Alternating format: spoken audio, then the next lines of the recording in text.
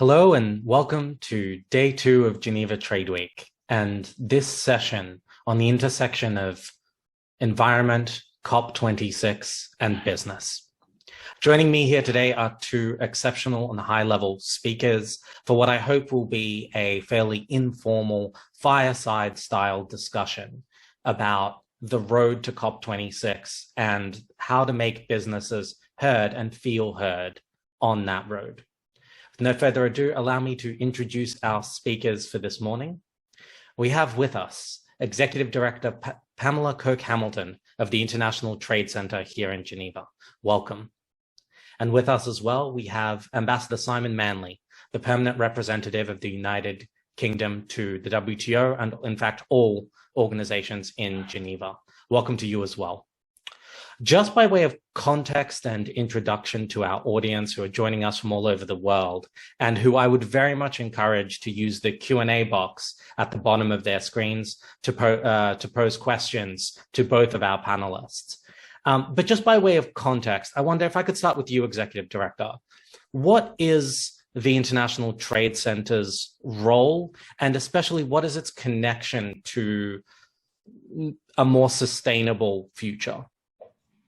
Okay, just quickly, the ITC was established in 1964 as a joint organization of the UN and the WTO. It wouldn't have been the WTO at the time, it would have been the GATT, but that's just me being, pedantic. What it really is that we are an organization set up to help small businesses, MSMEs, and businesses across the board in developing countries to work on the ground, to implement trade agreements, to increase their business capacity to access markets, to improve market intelligence. And more recently, we've been working on the issue of voluntary sustainability standards and the impact of climate change and changing rules in the climate context. So that's it in a nutshell. Excellent.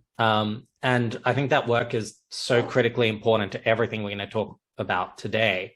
Ambassador Manley, I think people understand what the United Kingdom is, but perhaps, I would hope, but perhaps you could share with us a little bit of insight into the role of specifically the FCDO, the Foreign Commonwealth and Development Office, and your own mission here in Geneva when it comes to the sustainability process. Well, thank you. And thank you for having me here. And it's a real privilege to be here with Pamela, who's such an inspiring leader for us all here in multilateral Geneva. So FCDO, Foreign Commonwealth and Development Office, we're quite young by comparison with the ITC. We're about a year old, just celebrated our birthday this month. We're a merger of our traditional Foreign Office and our Development Ministry. DFID, which we're familiar to many of you kind of joining us this morning across the world. And we aim to bring together our foreign and development expertise here in Geneva as elsewhere across the world to show that actually you need to fuse that action. And of course, nowhere more true than in these issues, facing the climate crisis, but also ensuring that we can, through our trade policies and our development policies, actually make a real difference on the ground to people in the developing world. And I think that on the ground point is really the key point of resonance between really both of you, because that's where the focus is at ITC, but it's also where the focus has to be in order to get results.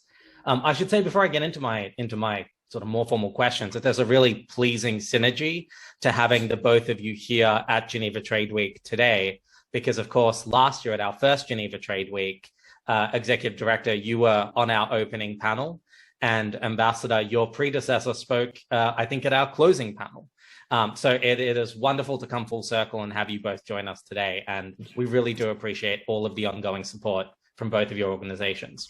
But we're not here exclusively to praise Caesar. Though hopefully not to bury him either. So let me begin with my first question, and I'll throw this one to you, Executive Director, if you don't mind. Sure. I think at the moment, in terms of what we're hearing around the world, that there's a song and music The song is that the calls for climate action, for environmental action, are growing louder constantly in the face of increased temperature growth, natural disasters. All of these things are leading to calls for action, and I think rightly so. But I think it's also important to acknowledge that that song is happening against the backdrop of some pretty grim background music. There is COVID-19 is still ravaging most of the planet to one extent or another. There is a downturn.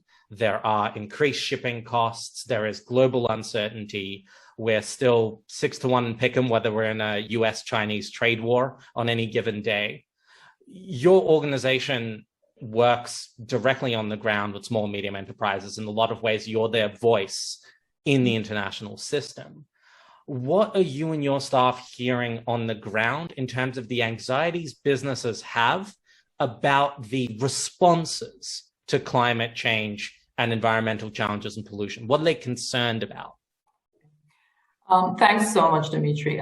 First off, let me just thank Ambassador Manley and the Geneva Trade Platform for the opportunity to share with you this morning on this really important topic.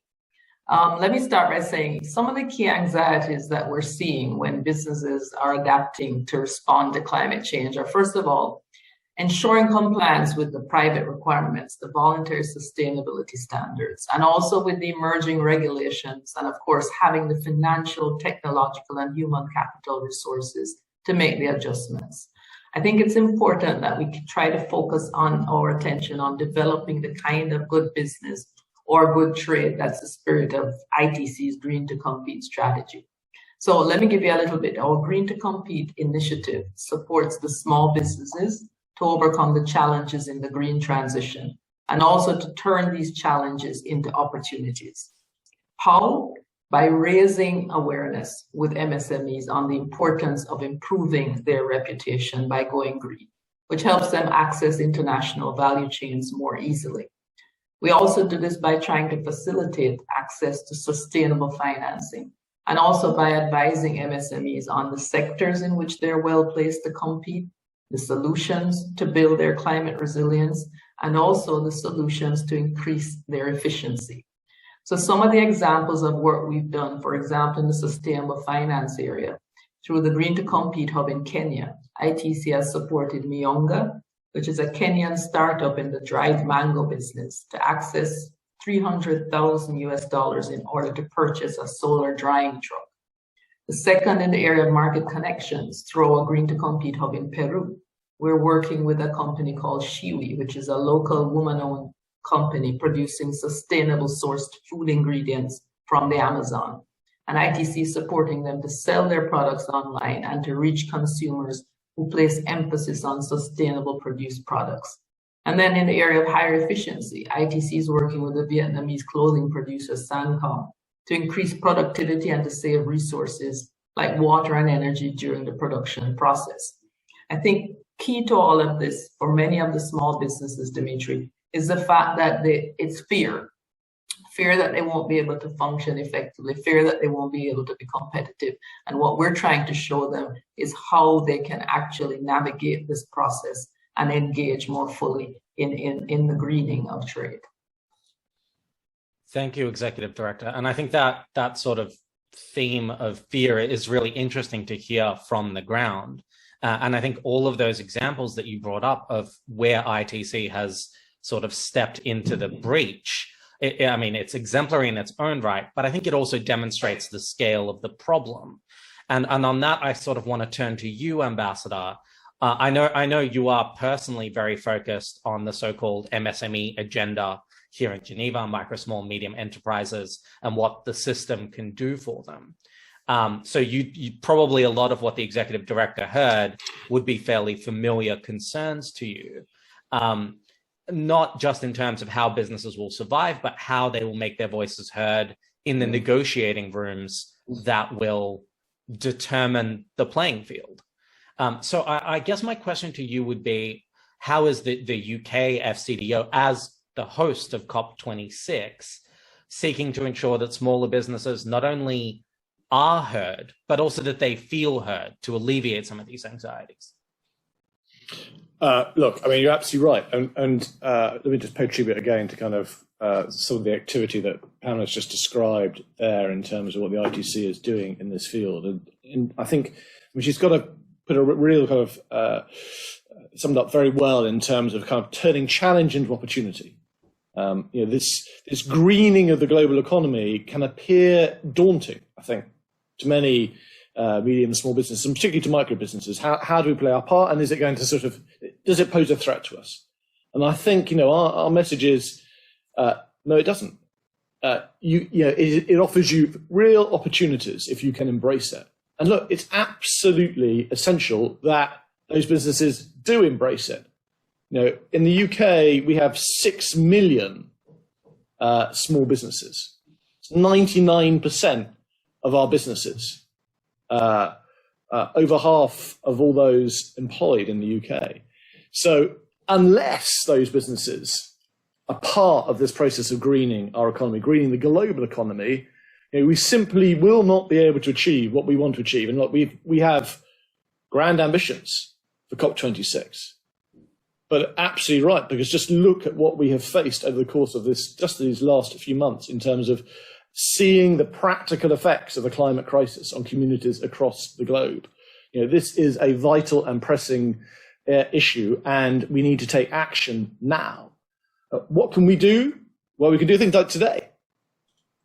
First of all, which is listening to, engaging with business. And I think for me, it's fundamental that both in the WTO, but also ITC and UNCTAD, that we listen more to business, learn from business, and enable business to take part in this greening of the global economy. As governments, of course, we can do even more to enable that process, as we're trying to do through lowering tariffs, for example, through our own measures on some of the kind of most critical environmental goods in the areas of renewable energy and the rest. We can shift export finance, as we're doing, to support low carbon projects.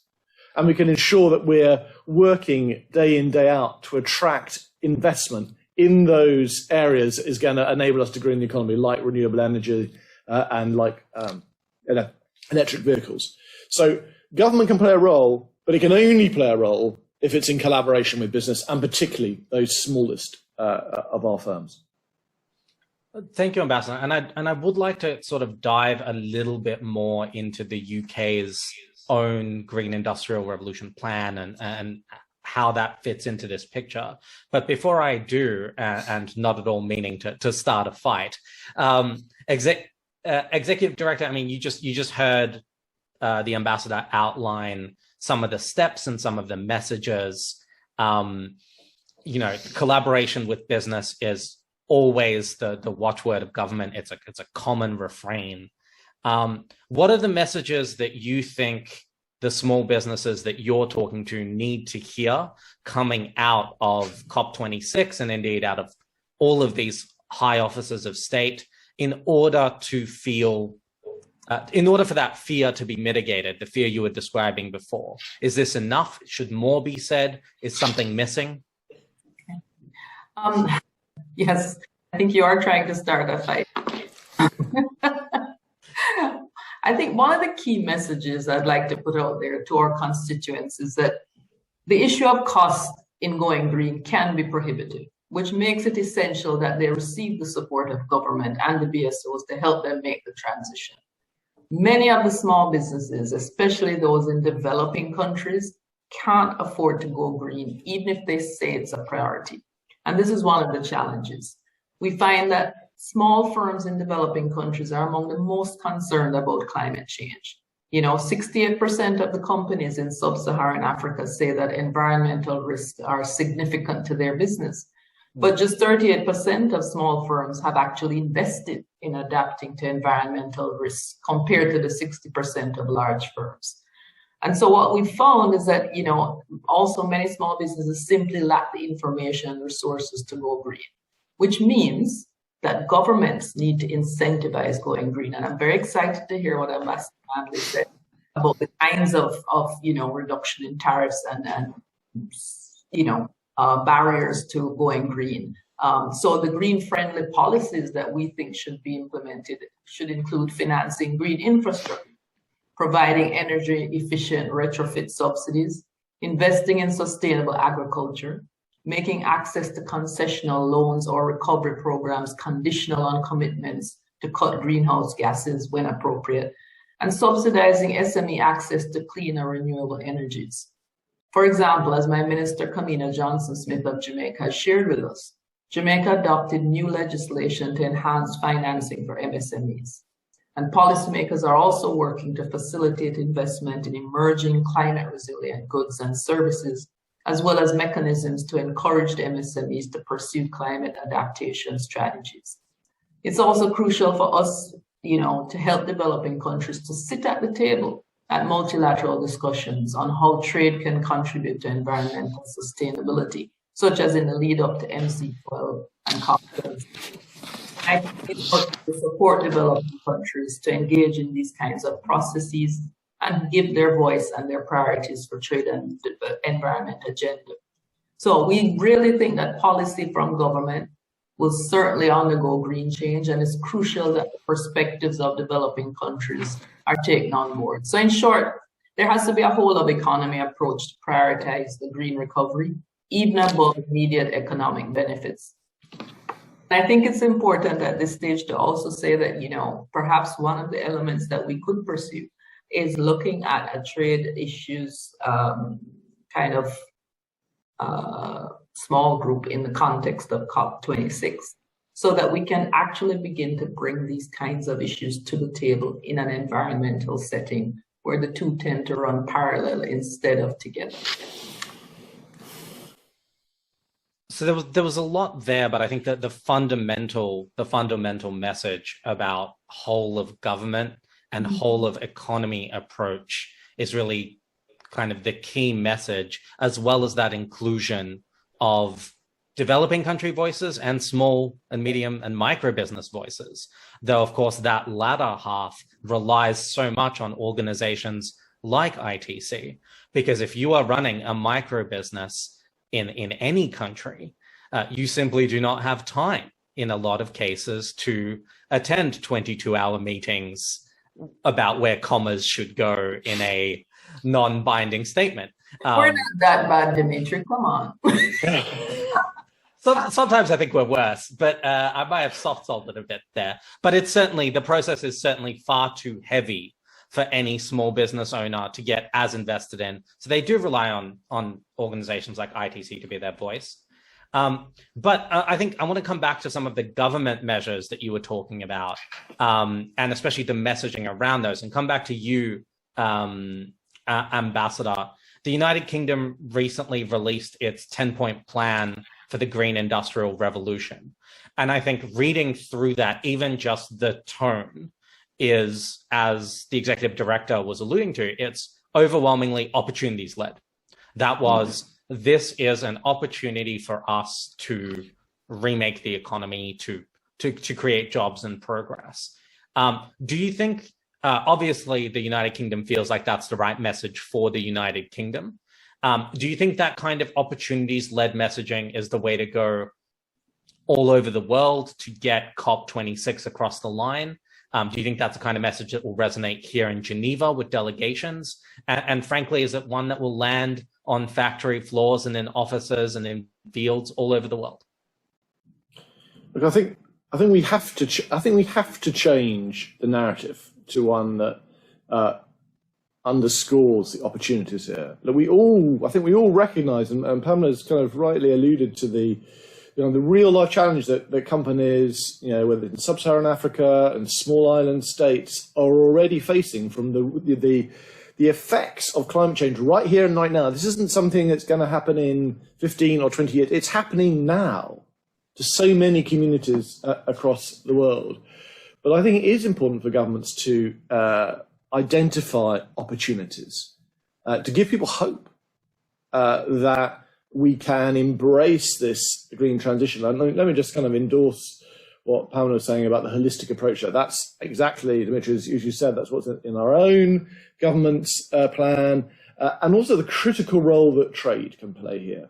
Our own Board of Trade released a report just before the summer on green trade, which kind of identifies ways in which we can green the global economy through greening trade policy. And as Dr. says, kind of some of these discussions have hitherto been a bit sort of in their own silos. We've been discussing kind of climate change in climate fora, we've been discussing development in development fora and trade fora. We really now need to bring these discussions together on the back of what we hope will be an ambitious outcome to COP26 to take this work forward. And look, every government across the world, every international organization can and must play its part in this.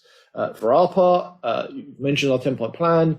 We're also, I think, fundamentally, to pick up kind of Pamela's point about finance here, trying to shift the character of finance for business.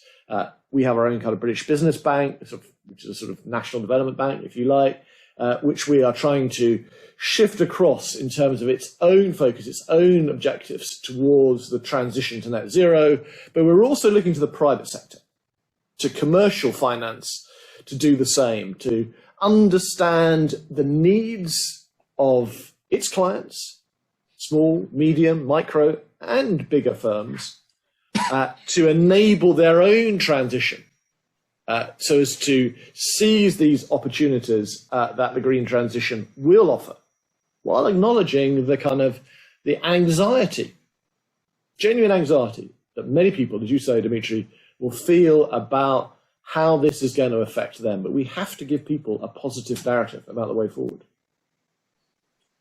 On that note of positive narrative, I wanted to come back to you, Executive Director, just because of a sort of resonance I felt when I was reading the latest SME competitiveness outlook from ITC, which I think we can share in the chat if we haven't done so already, which is kind of ITC's, I suppose, flagship annual report.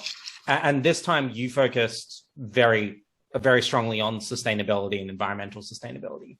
And getting to the recommendations, what I suppose surprised me or struck me as slightly counterintuitive is that you made a very strong business case for green transition as a medium to long-term cost saver and profit maximization effort. And I have to say, I think like in a very simplistic way, that struck me as surprising, because the assumption is, if you take everything at face value, that going green means more costs, not just in terms of transitioning, but the reason we do things in a dirty way, in a polluting way, is because that is the path of least resistance.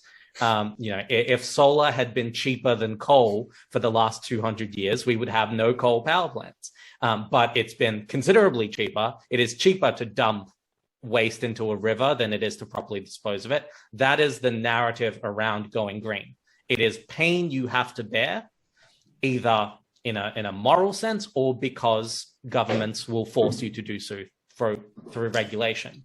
And that's why I think some of the recommendations and some of the, I suppose, arguments in the report were surprising. And I wonder if you could talk through some of the recommendations, some of what comes out of that report that run against this grain.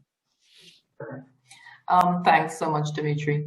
You know what? Yes, things are complicated. Dirtier practices would be cheaper in the short term. And I'll mention something I learned years ago, and I still remember it because it was so perfect. It said, there's a difference between hurt versus harm. And it alluded to when you have a toothache and you need to remove the tooth. It hurts. But if you leave the tooth in and it continues to rot or decay, the long-term impact on the overall body is harm. And I think that's where we need to get to, It is true that some green interventions won't make sense for everyone, and the exact climate risks for a given place are not precisely known. So it's hard to plan ahead. And access to finance, of course, remains a challenge for small firms. And of course, there's also a lack of domestic demand for the green transition in some developing countries. But the point is that if we don't do it, let us look at the long-term impact that frankly, what we're already seeing from coal, what the impact has been overall on the climate and therefore on people. Let's look at whether small businesses will actually be able to function effectively in another 50 years based on how climate change is occurring. So if we don't do what we need to do now, the cost will be much higher in the long term. And so the business case that we have tried to make is simply this. One, it increases your resilience. It increases small businesses' resilience in a time of even COVID so that they can rely on, well, let's look at the fuel situation in the UK, but maybe I shouldn't. I should have mentioned that. Okay, let's move along. Okay, and it looks at cost reductions and higher productivity. We can give you examples of where, businesses in developing countries that have gone solar, that have gone to wind energy, have lowered their production costs extraordinarily and increased their productivity. It also allows them to be compliant with climate regulations and increase their access to markets because more and more consumers and lead firms are demanding that they meet certain standards in order to get access to the markets. And then also it gives them more eligibility for green financing. And there's a lot of green financing out there, so they're green investments that are appropriate and profitable for both people and planet. And in going green, the SMEs will need assistance to select those locally appropriate investments. They can choose nature-based solutions that help both climate and local ecosystems while improving resilience. For example, farming using local biodiverse seed variants that are resistant to drought. And for those investments that are not yet profitable or that require too long of a return, this is where the support from actors in the business ecosystem is needed the most. And looking at the big picture, however, going green is worth the effort. Nearly 60% of the African companies that we interviewed who had invested in green measures said they generated long-term benefits. The firms that made green investment, almost 20% increased their product quality, 17% accessed new markets, 17% increased production, and 10% reduced their input costs, and 7% made new products. So it also helps with innovation. And so what we're saying is that small businesses need the support to do this. And that's why we have the 20-point Green Recovery Plan, outlining the actions for BSOs, governments, lead firms, and international organizations to help make SMEs become more resilient and competitive. So, we can go into more detail, but I don't want to, take more time. But these are the kinds of things that we think would be important in the context of businesses going green, small and medium-sized enterprises.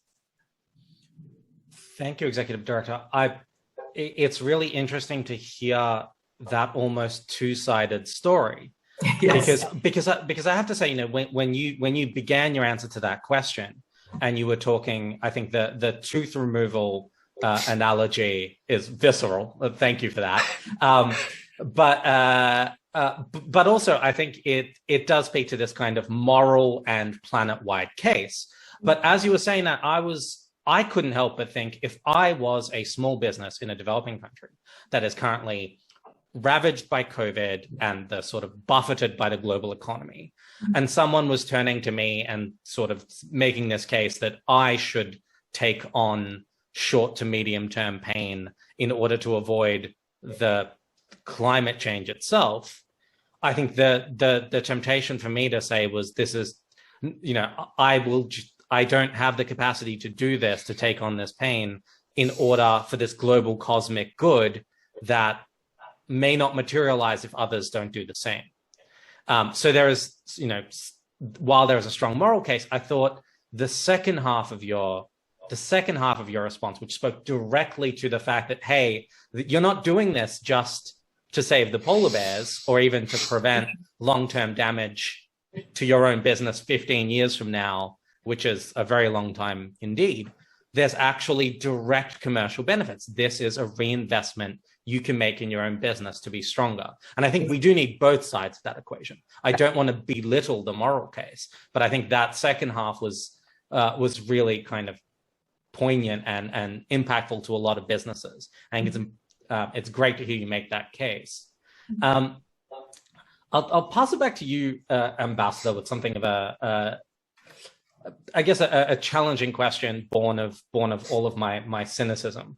I think which, as you can tell, I think whenever we bring anything like this to the WTO or into trade policy, the hard edges of trade policy, regulations, tariffs, I think the perhaps justifiable concern from a lot of not just developing countries, but really all WTO members is this real, or is this protectionism dressed in green? Or is this, are you really trying to protect the seals, or are you simply trying to give your fishermen a leg up over someone else's? The United Kingdom has recently taken up its own truly individual voice at the WTO. I imagine you are hearing some of these concerns overtly or less so from your colleagues, depending on their levels of diplomacy. What do you say to those who are concerned that this will be hijacked by big business to entrench existing inequality?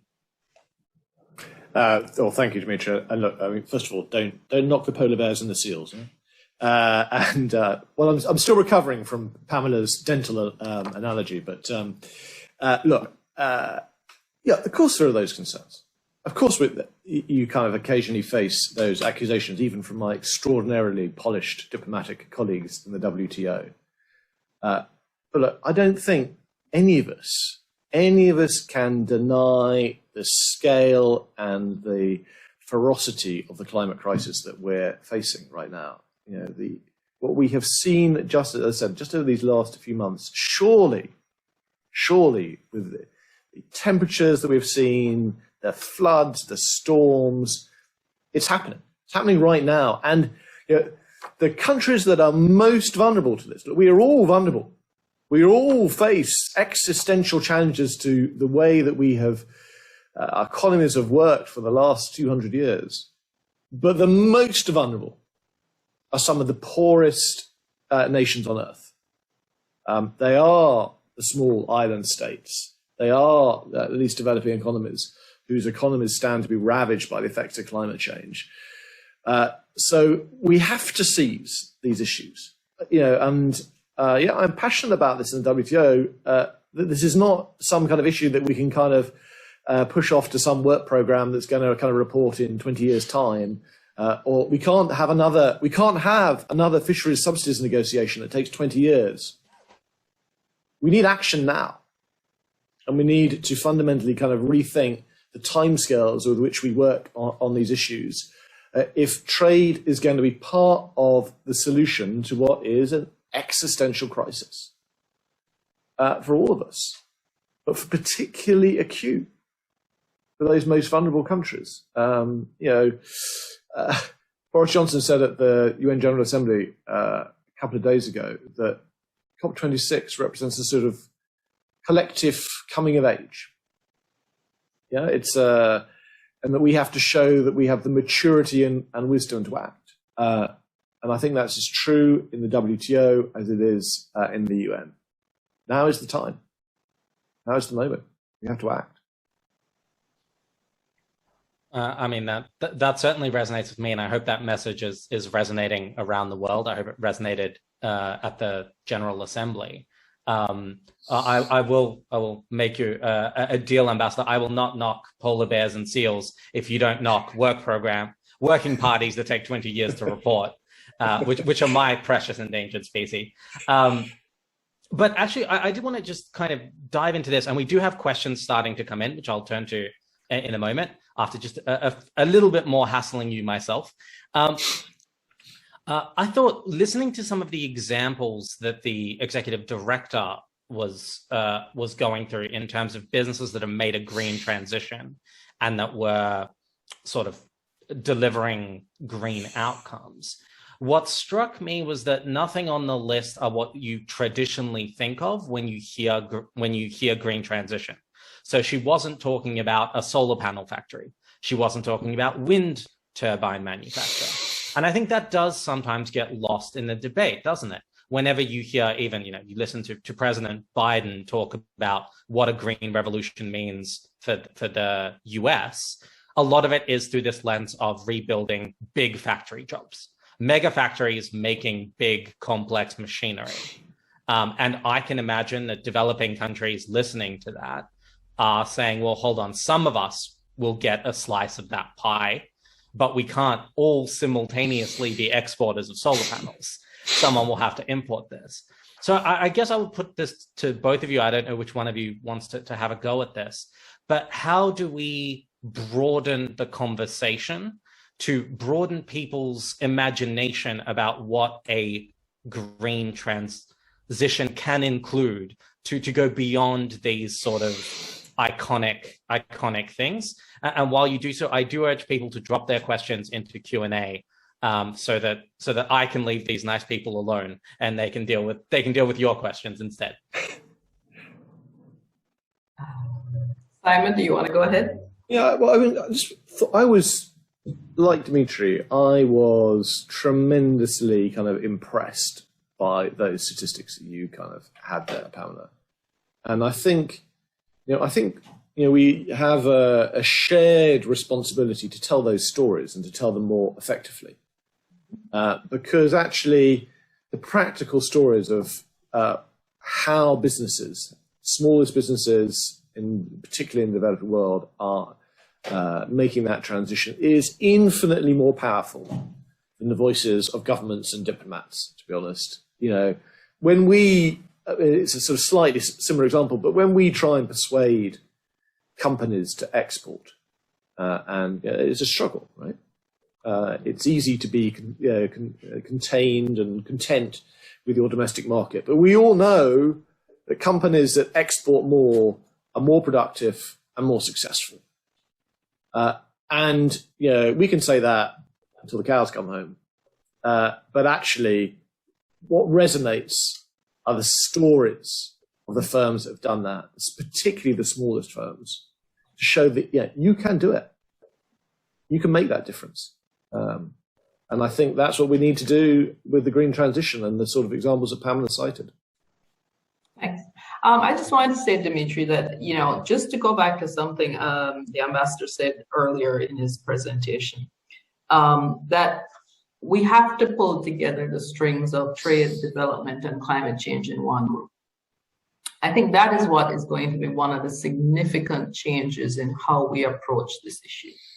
Because if businesses don't talk to the climate people and the climate people don't talk to trade and trade doesn't talk to development, we will never get a coherent, structure that addresses the concerns of everyone and that everyone can also feel that they've been heard. And I think this is one of the major weaknesses, and perhaps, COP26 could be an opportunity for us to try to pull together, even a small group of the coalition of the willing, let's put it that way, who could discuss this, who could look at these are the business issues that are going to affect small countries, or as you say, the countries on the front line, Ambassador. These are the development issues that are of concern in this green transition.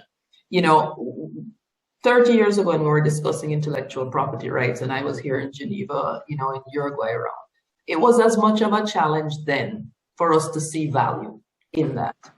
30 years later, it's obvious to everybody, how much Bob Marley has been able to earn since he's died. I mean, let's be realistic. So we have been able now to take advantage of a transition that was being negotiated 30 years ago and which scared many countries. But I think this is where it's important to begin to have that dialogue with the relevant people present. So I'll just stop there. I think it's fascinating how much what you've just called for, this kind of bringing together into one room, how much that echoes what the WTO Director General and your deputy, Dorothy Tembo, said yesterday on a completely different subject at our opening plenary on Trade for Peace, where the message was exactly the same, that we have lots of different actors with lots of different pieces of the same trade adjacent puzzle. and we have to get them into the same room. And I guess the challenge to you, Ambassador, and to the United Kingdom ahead of COP26 is, what does that room look like? How do you make that room feel real rather than simply tokenistic? I want to give you a chance to respond to that, but I realize it's a huge question. Well, no, look, but it's an absolutely fair question, and I agree entirely with everything that Pamela said. And I was despite being sort of slightly diverted back to an image of being on a beach in Jamaica listening to Bob Marley. But look, we have to break the silos down, right? Here in Geneva and in Glasgow, and we are trying, and it's a challenge, right? For obvious reasons of COVID pandemic, how many people we can get into venues, but we are trying in Glasgow to be as inclusive as we can in terms of bringing these debates home and doing so in a holistic manner that, as Pamela said, kind of, gets out of these natural divides. And, it is very true that in this city, like all multilateral cities, you can have your debate within your individual organization, but what strikes me is when you look at these issues, and the same, by the way, true of issues around vaccine equity, as here, greening trade, there is not one international organization that is capable of delivering this change. We can only deliver this change if we work together across the boundaries and find ways in which we can create fora that are collaborative fora, genuinely collaborative fora, between developed and developing countries, between organizations, and between organizations, governments, and business and civil society. We need a different way of working that is actually going to prepare us to make this change successfully. I think that mention of collaborative fora actually brings us really nicely to the first of our audience questions, which, as a reminder, you can just drop straight into Q&A.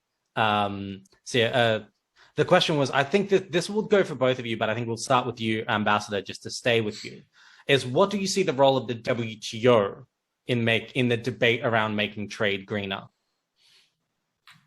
I think the WTO has to be part of the solution. It has to have conversations about the environment and trade already, but we have to bring those much more to the center of the WTO's work. The greening of the global economy is going to bring trade issues to the fore, whether we like it or not. We can't avoid that. We're already seeing those issues come up. The question is, can we embrace that? And can we see the WTO as a positive force for here, looking at ways in which trade policy, broadly read, and in collaboration with the ITC and others, can make a difference and can enable companies, micro, small, medium, and big, to make this transition and to enable us to avoid the worst scenarios from climate change. I think, Dimitri, it's a critical question. I think there's nobody who will oppose or have any reticence about the fact that the WTO must be part of the discussion. And the fact is there are going to be rules, because those rules will then begin to determine how the green transition takes place in a trade context legally. The problem is that we have seen already, once again, we go back to the fear factor. Many developing countries already see what the implications of, say, a carbon border adjustment might be. And how are they going to make that transition? How are they going to meet the requirements of the new rules? How are they going to address the non-tariff barriers that will arise or may be utilized? So in a sense, this is where, as Ambassador said, the collaborative nature of what we do is so critical. So WTO will make the rules. ITC and presumably UNCTAD will have to work with the developing countries to enable them to make that kind of transition, to put in place the mechanisms at the local level to meet and take advantage of the opportunities presented. So, I think that's a good answer for what the WTO can do in terms of its its messaging and its positioning. And I thank you both. We've got some more questions coming in, and I'll just kind of throw them out to the room with slight extemporizing in some places.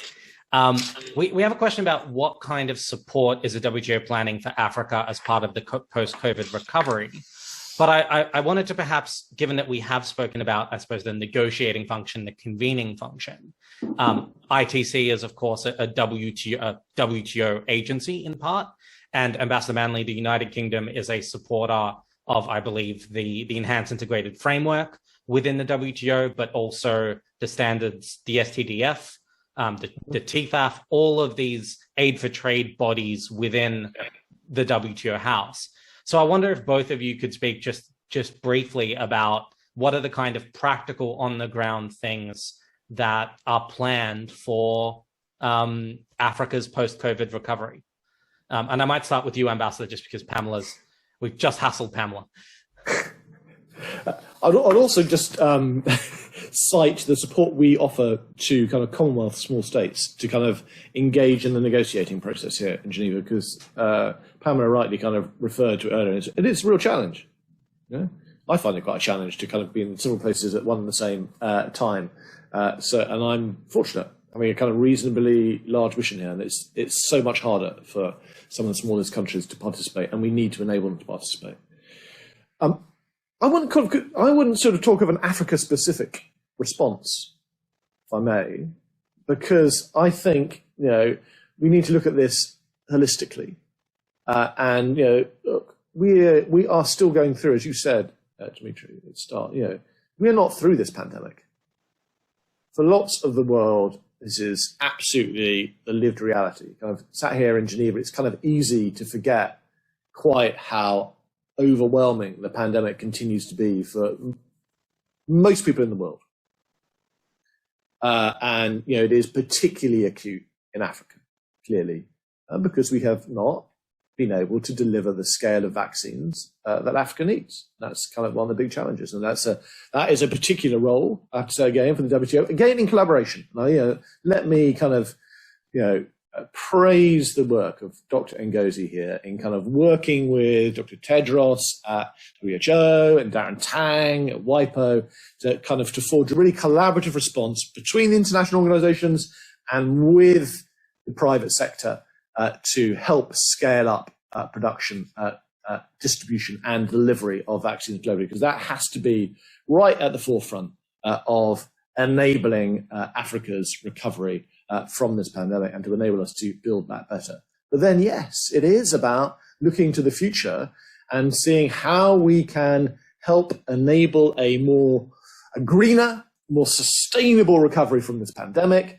That has to include the greening of our global trade policies. It has to include looking at tough issues around agriculture as well. But in doing so in a way that is sustainable. And kind of, you mentioned earlier, Dimitri, kind of, you know, our own sort of emergence as an independent member of the WTO just this year. You know, part of that process has been for us now outside the European Union to rethink our own agriculture policies as a nation, and to do so in a way that kind of forges what we hope will be a more sustainable path, a greener path for our agricultural sector, but also for our rural communities. And that, I think, these are challenges that we recognize, you know, governments are facing around the world.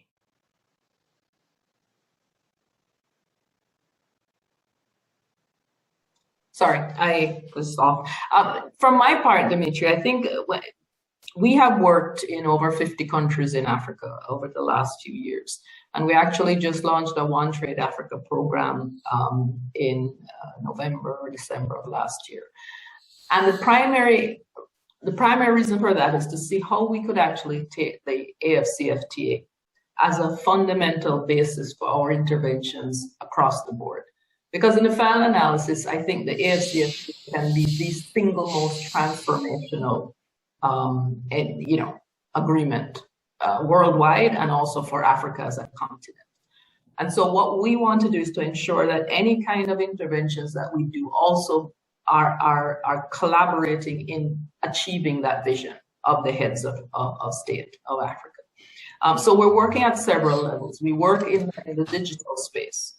we're trying to work on getting more MSMEs connected, because without connection, as we've seen over the last 18 months, it is going to be extremely difficult for MSMEs to be competitive. The second issue is we work, of course, in gender. We work with women entrepreneurs. We have the She Trades program. We're present across the entire landscape of Africa. We have several She Trades hubs, and we're working to see how we can continue to build the capacity of women to trade. Final thing, of course, is the Green to Compete. We're working through helping them engage in greening their transition models, particularly post-COVID, and how they can become more competitive. We, of course, have the market intelligence tools, which is one of our flagship areas as well, and the standards map, which has been, it's now 10 years, and it has over 300 standards listed. And we try to help them meet the standards for particular markets. So we have a broad approach to ensuring that we try to work with Africa in implementing and engaging in international trade. I think you're muted. Now I've done it. It's contagious. Thank you very much to you both. I think just on the tools that ITC has developed, I don't know about anyone else, but I think I am responsible for about half the hits on MacMap on any given day, just because it is absolutely life-saving to anyone trying to be informed about trade. So I can hardly recommend them. We have a question that's come through from Dr. Carolyn Deer Burbeck in the chat, which is, for me as the moderator of an environment session, is a bit like having Yo-Yo Ma lift his hand up while you're playing cello on stage. And I'm going to be even more brazen and slightly rephrase that question, because I think, Ambassador, you've actually dealt with it already. The question was about what, because you've both mentioned the need for stronger multilateral cooperation on trade, environment, sustainable development, including at the WTO. And she was asking, can you tell us what the UK and the ITC do in international Geneva to support developing countries to engage in and be leaders in a discussion of a green trade agenda, and what would support their businesses and communities? Now, Ambassador, you've already spoken about your work, the UK's work with the Small States Office and getting them into these rooms. So I want to reframe this question ever so slightly and throw it to you, Executive Director. We've all spoken about ITC's role as a voice for small business in these rooms. So perhaps a rather challenging question then, again, to start a small fight.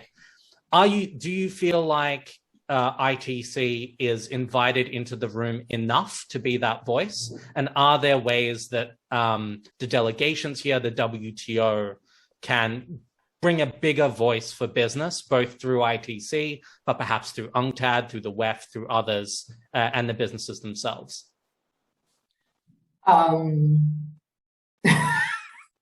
I take the fifth. Let's put it this way. I think that we have been included in a lot of the discussions as they have developed. And I think we have to be fair in the sense that the way the WTO is structured, it's a member state driven organization. And therefore, member states are the ones who have to determine who gets to be included, who gets to engage, and how that engagement takes place. And having been a former delegate myself, I know the sensitivities around that. And so for me, we've already been included now in an informal working group on gender, which was just launched last year. We do attend some of the meetings of the MSME working group, but we'd like to probably engage more, given the fact that that is now a standing working group. We believe that more can be done in terms of our engagement in the environmental context, but we have been working with the WTO Secretariat on that. I mean, if we had our way, we'd be invited to everything. But the point is, it is a member state driven organization, and therefore, the member states have to feel that it is in their long-term interest to have ITC at the table in certain respects. And we are open and willing to have ITC present where they feel it is necessary and helpful. Is that a nice diplomatic answer, I'm going to give you a less diplomatic answer, Dimitri.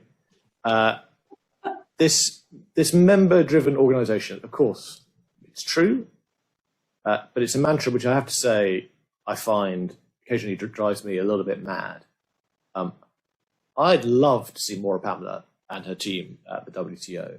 Look, I think we, the members, are too sceptical of the utility of the WTO Secretariat, but also collaboration. If we're going to address these sorts of issues successfully, we need to do so, as we've discussed earlier, in a more collaborative way. We need to make better use of the expertise and knowledge of the WTO Secretariat, of partner organizations like ITC, of business, civil society. We have to forge new ways of working. And I think that, again, coming back to my point about vaccine equity, what has most impressed me about the fora which Dr. Ngozi has sort of established on these issues is the manner. It's the manner in which she has worked with others across the international organizations and private sector and civil society. We've just got to, we can't just work in the way that we've always worked, because it's not delivering the sort of character of the responses that we need to tackle these challenges. I think that's as comprehensive answer as we could hope for, I think, on these issues. There are always going to be institutional limits to what the WTO can do, but it can do better. And sort of, I thank you both for your candor as I ambush you with these outside of the protections of the US Constitution and its amendments. So I wanted to, we've got just a few minutes to go, and I want to throw a very quick question to you, Ambassador, that's come in from the chat from Abu Saleh, who asks, without settling broader development issues in the WTO, questions about special and differential treatment, I'm assuming they're alluding to, which I think it's reasonable to say likely won't be conclusively resolved before MC12. But even given that, is there any hope? Do you see any hope for a consensus on green issues heading into MC12 and beyond? Yes, I do. And look, I mean, there's a danger, I think, to be honest, in the WTO of kind of saying, well, unless we can agree on X, Y, and Z, you can't do A, B, and C. There are a whole series of really pressing, important issues before the WTO. Dispute settlement, which I haven't touched on today. We do need to have a functioning dispute settlement mechanism. We don't currently have it. We do need to address the issues around S&DT and find a solution that is fit for purpose for the global economy of 2021. We do need to address issues around market distorting practices and industrial subsidies. These are all important issues. We do need to address issues around agriculture, but we cannot and must not allow the best to be the enemy of the good. And nowhere is that more true, I think, than on the green agenda. I think I am reasonably hopeful that the members of this organization will recognize the scale of the challenge on climate and recognize that the WTO has to play a role. Otherwise, it's irrelevant. I don't think anybody wants that. We want to find multilateral solutions to these issues, including on trade, and we need to find multilateral solutions to these issues. We need to work out how trade for development can underpin this greening of the global economy. So yes, I'm hopeful. Thank you so much, and I think it's a rare pleasure to be able to finish a panel on the WTO trade and environment on a genuinely hopeful and not morose note. So thank you very much for taking us home, Ambassador. Thank you so much, Executive Director, for joining us. This was an honor, a privilege, and a pleasure. Thank you to you both and your organizations for the support of Geneva Trade Week. Thank you to the technical team. That means I get to just talk while they make all of the magic happen. And thank you to everyone who's joined us. I hope you all check out the rest of Geneva Trade Week and, of course, the public forum. Hope you join us in our virtual convention hall, and you join us for the student watch party of the WTO Public Forum opening plenary at 12:30 CET today. So again, thank you so much for joining us, and I'll see you next time, I suppose. Bye. Thank you, Dimitri. Thank you. Thank you, Pamela.